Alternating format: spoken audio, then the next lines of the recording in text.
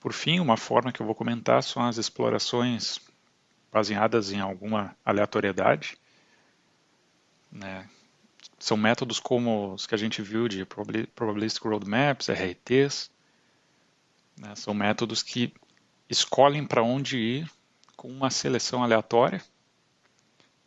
Vantagem, é um método simples, né? Não tem grande planejamento. Os métodos vão garantir que, né,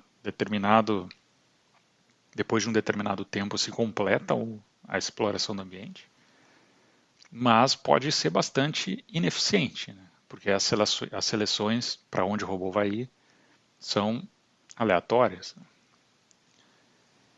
Um dos métodos desse tipo é as SRTs, Sensor Based Random Trees, é um método proposto lá em 2004, 2005, 2006. O método foca na construção do que ele chama de Local Safe Region, né, esse LSR, que seria então a região local segura. É uma região que eu sei que o robô pode visitar. E o método usa essa Local Safe Region para selecionar possíveis movimentos a serem feitos. E a sequência de movimentos constrói uma árvore. Então é um método similar a RRT, só que ele é baseado nessa informação, né, de região, por isso é sensor based. Aqui é um exemplo da Local Safe Region.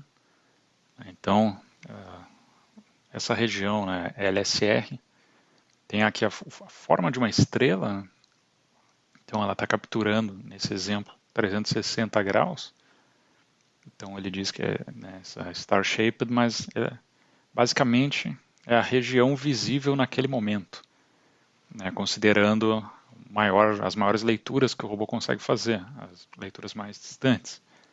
O mapa, né, o mapa dessa exploração é construído somando-se essas LSRs de cada nodo, né, cada nodo da árvore que é construída. Tá? Então, no final, sobrepondo as LSRs de todos os nodos do ambiente, tem que cobrir todo o espaço livre. Okay? Passos, né, do algoritmo.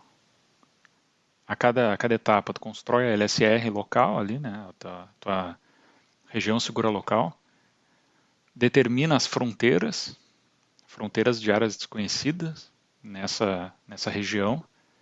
Se existe fronteira, o robô vai se mover na direção de uma das fronteiras, né? Então a escolha de para onde ir é gerada de forma aleatória, na direção de alguma fronteira. Se não tem fronteira, ocorre aqui o backtracking, tem que voltar na árvore, porque se chegou no final de um ramo que não tem mais o que explorar. Aqui a definição das fronteiras, né? Então isso aqui era a área anterior conhecida, e aí o robô saiu dessa posição, veio para essa. Esse círculo aqui é a nova, né, a área sendo vista no momento, mas a fronteira dessa nova LSR é só, né, a fronteira entre a área inexplorada e as novas áreas vistas. Né? Então aqui, por exemplo, não é considerada essa aqui onde eu estou colocando o mouse, porque isso aqui era uma fronteira da outra região. Tá? Aqui também não tem fronteira. Ok. Tendo essas fronteiras, é preciso escolher para onde o robô pode se mover, e ele faz isso de uma forma aleatória, mas que considera, né, as regiões de fronteira. Então, qual fronteira que ele vai escolher? Ele gera, né, um chute, gera uma escolha aleatória, mas que é proporcional ao tamanho do arco. Então, se eu tenho uma fronteira maior aqui do que essa aqui, é mais provável que caia nessa região, né? Que essa fronteira seja escolhida. Aí ele gera uma direção aqui, né, uma direção theta range seguindo uma distribuição normal, né, uma distribuição gaussiana, que leva em consideração, né, a bissetriz da fronteira. Então, a bissetriz, sei lá, estaria em algum lugar aqui do meio. Ele vai gerar uma gaussiana nessa região, que vai ser mais provável ele escolher uma direção aqui, mas tem uma probabilidade de cair mais para cá ou mais para lá. Tá? Escolheu essa direção, sorteia uma posição, seguindo nessa direção, e que caia dentro, né, dentro dessa região, da região que é segura. Né? Então, um ponto, seguindo na direção mais ou menos por aqui, em algum lugar aqui dentro. Tá? Aqui tem exemplos, né, de sorteios que podem ser feitos. Então, se isso aqui era a região anterior, a região segura anterior, e essa é a nova região, ele sorteou aqui 3 pontos. Esse aqui e esse aqui. Um caiu muito próximo do ponto atual, então ele desconsidera. Então tem uma região mínima para ele aceitar os pontos. Um caiu na região, né, anterior, ele vai desconsiderar, e o outro caiu aqui. Então esse seria o que ele aceitaria. Próximo caminho dele seria para cá, nessa região. Quando ele chegasse aqui, ele ia recalcular, né, a região local segura e seguir fazendo, indo para a próxima fronteira. A forma dessa região depende do sensor usado. Então, se eu tenho um sensor que me dá, por exemplo, distância para um obstáculo próximo, um sensor de proximidade, e aqui no caso então é isso, aqui ele detecta, eu tenho um obstáculo perto, mas onde é exatamente não sei, ele pode definir então essa Local Safe Region como uma bola, né? Um círculo com esse raio. Agora, se eu tenho, sei lá, um conjunto de sonares, e aí eu posso pegar as leituras dos sonares, que vai ser um cone, e aplicar, né, em cada direção. Ou se eu tenho um laser que faz muito mais leituras, aí eu pego uma área, né, mais bem descrita pelo laser. Isso muda a construção da Local Safe Region, né, mas o algoritmo de navegação, de geração da árvore é o mesmo. Só que vai mudar a performance. Né? Já dá para imaginar que usar um sensor desse tipo, né, vai te gerar uma árvore que não é tão eficiente quanto desse tipo. E é isso que dá para ver né, nesses próximos slides. Então, essa técnica aqui, né, considerando a leitura para o obstáculo mais próximo, ele chama de SRT-Ball. Né, é um método bastante, né, conservador, é bastante seguro para evitar colisões e tal, mas é muito ineficiente. Já o SRT-Star, que é o que considera, né, várias leituras, funciona, né, bem para sensores ultrassônicos, né, com sonares, e cobre mais área. Qual o problema? Fazer as uniões dessas áreas não é tão simples também. Tá? E aí o último, acho que ele não mostra, mas seria o SRT com um laser, que era esse exemplo aqui. É o que melhor se aplica na prática, o que te gera árvores melhores. Então, exemplo aqui de uma exploração com SRT-Ball. Dá para ver que em ambientes grandes, ambientes que estão, né, esparsos, que o robô está longe de obstáculos, ele até gera poucos nós. O problema acontece quando ele precisa mapear regiões próximas, né, de obstáculos. Então, aí acontece isso aqui, né, uma profusão enorme de raminhos da árvore. E enquanto que com SRT Star não acontece. Né, porque ele consegue cobrir mais a área sem ter que chegar muito perto de obstáculos. Só para tentar mostrar o porquê que isso aqui acontece, né, com SRT-Ball, vamos supor que o robô está sei lá, aqui, e aí ele vai detectar algo,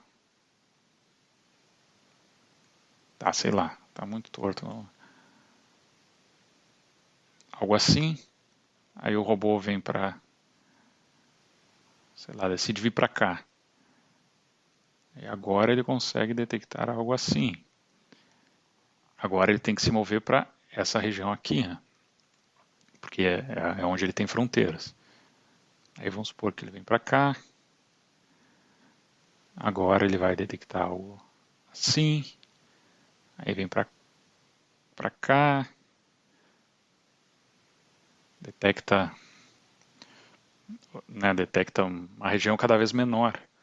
Então, se a gente for ver a árvore aqui perto, né, quanto mais se aproxima, menor, quanto mais se aproxima de um obstáculo, menor ficam os ramos. E ele precisa se aproximar para poder cobrir o espaço, senão ele não vai cobrir o espaço. Né? Por quê? Porque é uma bola, né? Geralmente os obstáculos são planares, né? são planos. Então acaba acontecendo isso, que se torna muito ineficiente. Já com o star fica bem melhor. Eu tenho também aqui exemplos. Então, exemplo, né, dos autores aqui aplicado num robozinho. Nota que eles usam o SRT com laser. Né? Isso aqui é o resultado de um mapa de laser. Por que ele para e tem que girar o robô? Porque o laser dele não é 360 e aí ele precisa fazer esse giro para construir para construir o mapa. Então ele está simulando um sensor 360 e aqui dá para ver a árvore sendo construída. Enquanto tiver fronteiras, ele anda, senão ele para. E aqui em simulação, aqui ok, tá simulando o sensor 360, mostra, né, o robô explorando, vou acelerar um pouco.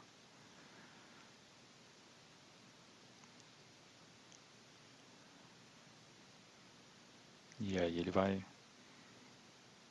Notem que ele está sempre indo para frente. Né? Então as arestas em azul é que ele fez um movimento forward. E aí, quando ele tem que voltar, ou seja, ele não pode mais ir para frente, aí fica vermelho.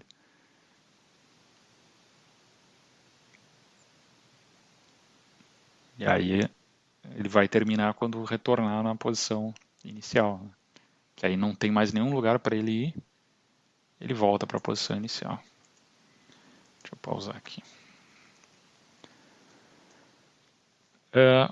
Problemas que acontecem com a SRT Ball, por exemplo. Quando ele está muito próximo de obstáculos, ele pode acontecer de ele não conseguir mais criar novas configurações atingíveis. Né? Então, por exemplo, aqui chegou perto, está muito perto de obstáculos, a bola ficou muito pequena, ele não consegue mais criar um ponto que faça ele ultrapassar, uma passagem estreita, então isso é um problema. E já não acontece se tu tem um sensor que não, né, te dá um alcance maior. Então. Ok. Outra coisa que eu vou comentar, que SRTs podem ser usados, é um método que pode ser usado para exploração com multirobôs, né, exploração cooperativa. E os autores fizeram também implementações com isso, né, fazendo a paralelização do método de SRT, onde cada robô decide para onde ir. É uma cooperação descentralizada e tem que ter algum mecanismo de coordenação para evitar, né, conflitos. Eu vou só comentar, então, basicamente, cada robô constrói a sua SRT e fica, né, compartilhando conhecimento, ou seja, os robôs têm que ter conhecimento do que o outro fez para não andar no mesmo lugar que ele fez. E então, basicamente, eles vão compartilhar o mesmo mapa do ambiente. Quando um robô cria né, a sua local safe region, ele vai determinar as fronteiras já considerando o que os outros robôs viram. Uma coisa que tem que ter é coordenação para evitar, né, que robôs passem no caminho um do outro. E aí ele, né, precisa garantir isso. Ele divide, né, os robôs em dois grupos possíveis que podem causar colisão, que é esse GPA e GEA, os Group of Pre-Engaged Agents e Engaged Agents. Então, esse primeiro GPA são robôs que podem, cujas LSR podem se sobrepor. Né? Então, nesse caso aqui, esses quatro, esse pode se sobrepor com esse, que pode se sobrepor com esse. E ele vai precisar analisar par a par. Né?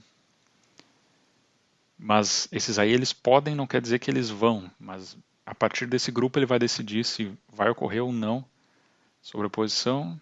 Aí depende, né, da local safe region de cada um. Por exemplo, aqui o 0 e o 1 não tem sobreposição. Então já não preciso me preocupar com um com o outro. Mas esse com esse sim, esse com esse sim.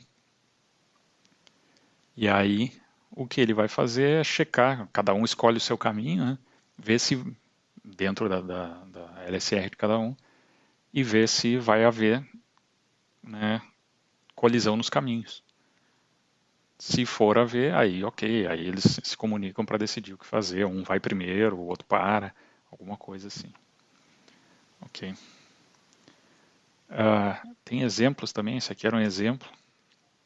Então, aqui 5 robôs, esses aqui nem começaram ainda, porque não tinha, né? Tinha que ter uma coordenação, haveria colisão. Enquanto isso, os outros vão indo. Ó, aqui, nesse momento, esses dois têm sobreposição, né, da região, segura de cada um, e aí eles, ó, um para o outro passar e tal. Tem toda uma coordenação, mas o algoritmo em si é o mesmo, né? Vai explorando para frente enquanto dá, não tem para onde ir, volta para o início. Ó, até que tu ache fronteiras. Agora não achou mais, termina e aí todos vão voltando, né, para a posição inicial. E aqui é um exemplo que ele começa robôs em posições espalhadas. Né? Antes, no anterior, os robôs estavam agrupados, aqui estão espalhados. Só para mostrar que espalhando se torna mais fácil. Né? Tu minimiza as sobreposições e aí a exploração é mais eficiente. E é o que tem nesses exemplos aqui. Robôs com início, né, distribuídos no ambiente e aqui mais agrupados. Ok? Então, essa aula era isso.